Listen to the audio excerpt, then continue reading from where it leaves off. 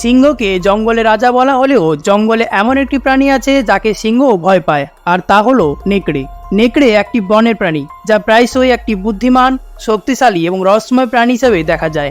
এই হিংস্র প্রাণীরা মূলত রাতে সক্রিয় থাকে, যা তাদের কার্যকলাপকে রহস্যময় বলে মনে করা হয়।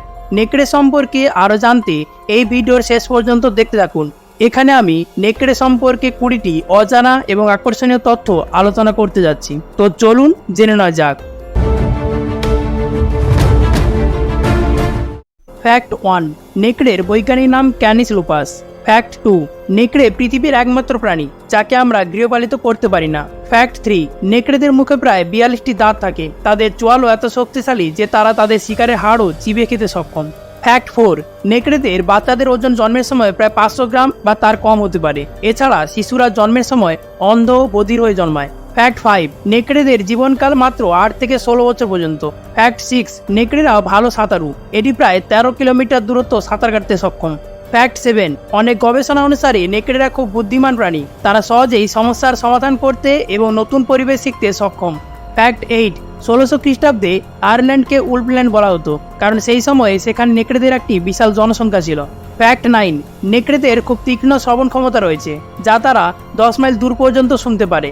ফ্যাক্ট 10, নেকড়েদের বাচ্চার চোখ জন্মের সময় নীল হয়, এরপর ধীরে ধীরে হলুদ হয়ে যায়।